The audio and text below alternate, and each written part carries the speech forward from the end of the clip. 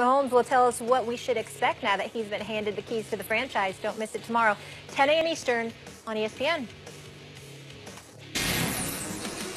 This is SportsCenter right now. I'm Will Reed. Carson Wentz was having an MVP caliber year when he went down with a torn ACL and LCL last season. Of course, the Eagles train kept rolling all the way to a Super Bowl win with Nick Foles as conductor. But Wentz is still the future and present. Here's Philly QB1 on his goals for 2018. You know, my goal is to not miss a game. I feel I missed plenty last year. I want to be out there with the guys, but you know, it's a fluid process. We'll see what happens, but I'm confident that I'll be back week 1 and ready to play against Atlanta on Thursday night. And again, rehab's been going well, feeling great, progressing right along. And again, time will tell. You know, it's a fluid process, but I'm confident. I'm believing that week 1 is a good target. You and I just walked over here. I didn't see any lip.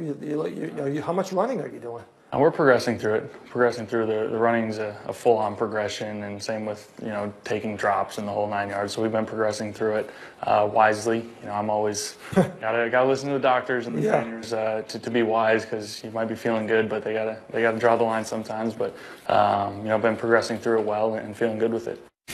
More on this on First Take right now. Damien, Carson Wentz aiming to return week 1. How important is it that he does that? It's not important. It's really not.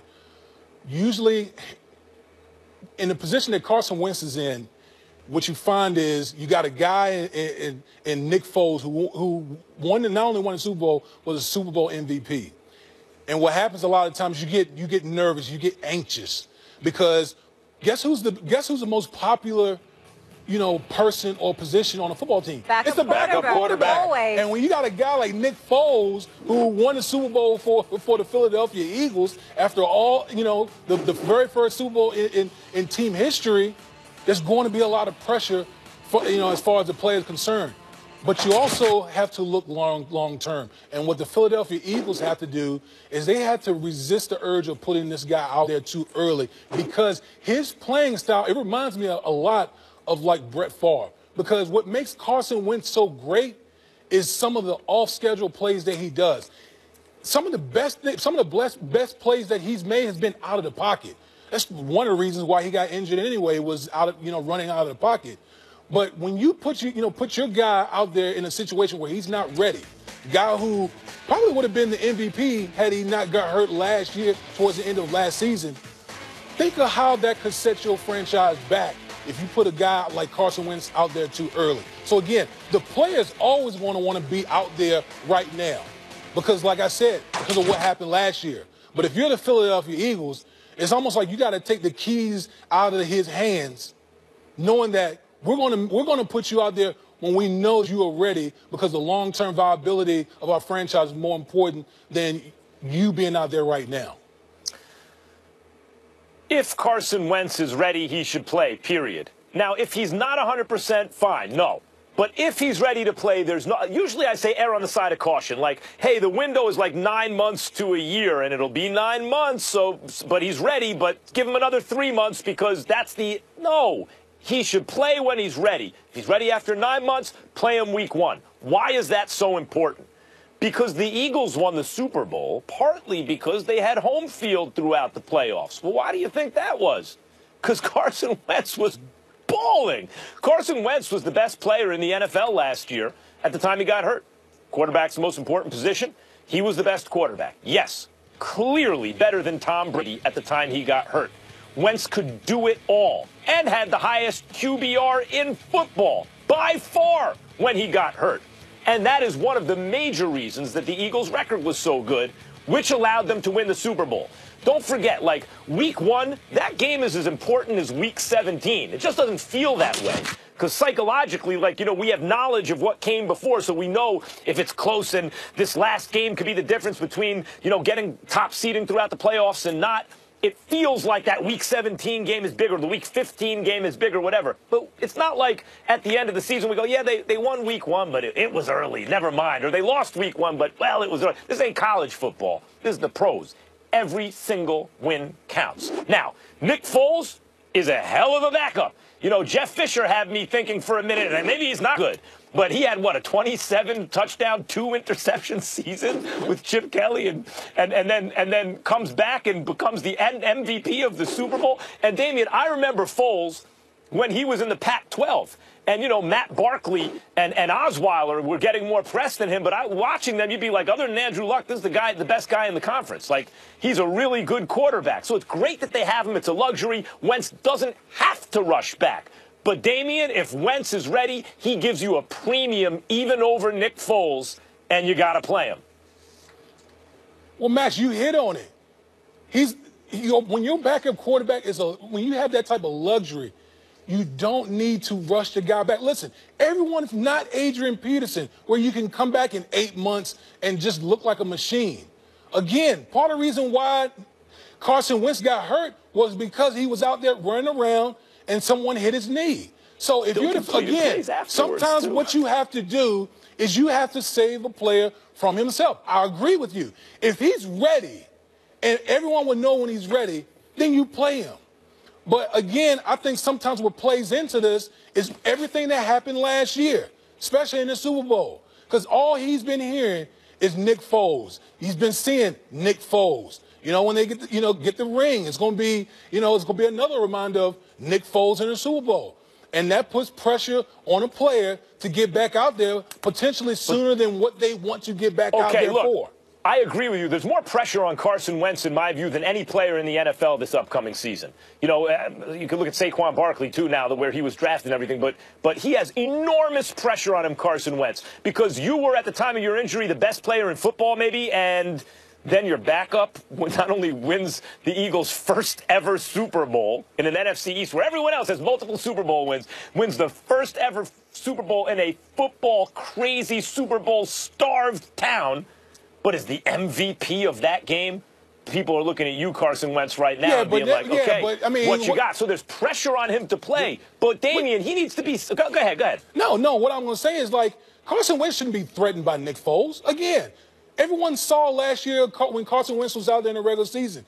He was the league MVP. He got them in that position. He got them to that position. Bowl, yeah. So you don't need, if you're Carson Wentz, I understand how it is being injured. I was in that position before where I got injured right before a Super Bowl, and you just feel the urge and the pressure to get back. But at the same time, he should understand that I was going to be the league MVP. There's really no one on the roster. Well, I don't know why you gave into that pressure, Damian. I never gave into that pressure. I never did. Damian, I hear what you're saying. I was at that game where Wentz got hurt in Los Angeles. And let me tell you something. He completed passes after that catastrophic season-ending injury. That's the time you save Wentz for himself. You don't need to save him from himself when he's back and ready to play. Let the man play. All right, let's get to another situation in the NFL that I find very curious. So staying in the NFC East, the Cowboys released Dez Bryant last month, and he's yet to find a landing spot, something our Adam Schefter says might be a tougher task than he originally thought. Adam?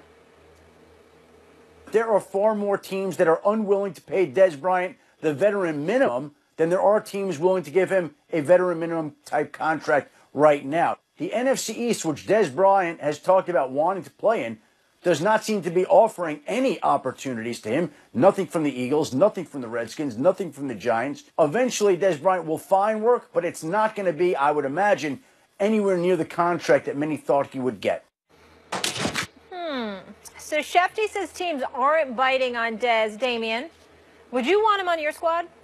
No, I wouldn't want him on my squad because the production is just not there. Max, listen, if you're a guy, if you're doing all the barking but you have no bite behind you, what good are you on a team? I need a guy with production. Listen, I love the fire from Dez Bryant. There's no question about that. And that plays well when you're out there balling on the field. But we've seen now from Dez Bryant from the past 3 years, his production has fallen off a cliff. Now, I think the real question for me, and I think a lot of people out there, is it because of Dez or is Dak? What role does Dak play in this whole situation? Because it's going to be really interesting to see what Dak looks like this year without a Dez Bryant or Jason Witten. It's going to be really, really interesting to see if he's that franchise quarterback that they think they have in Dallas.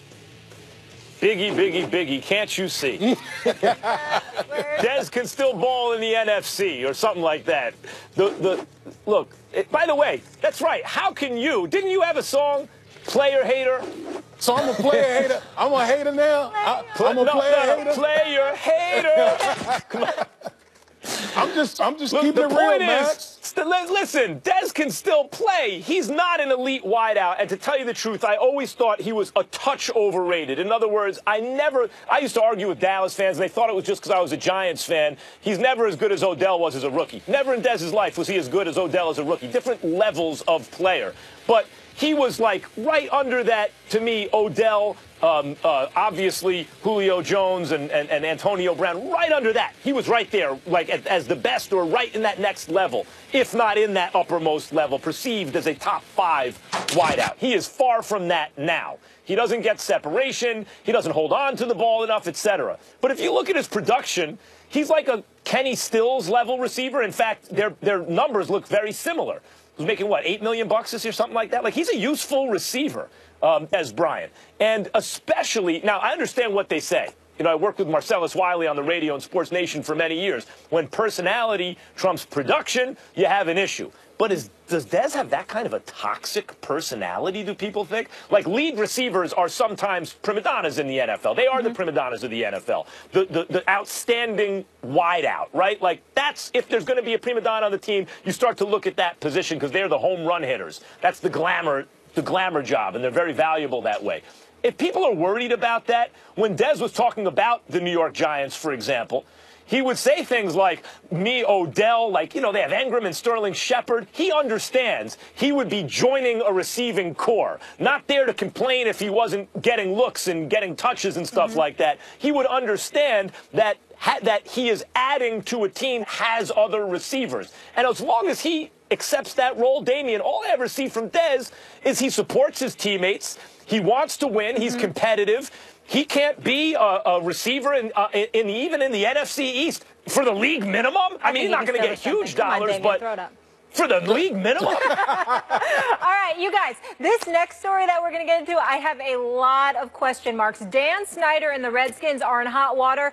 It has nothing to do with the team's name. I will explain all of it after the break. Steve Kerr got an update on Steph Curry for Game 3. Guess what? Not good news for the rest of the league. I will explain that later in the show. First take, don't go anywhere. Get some of this.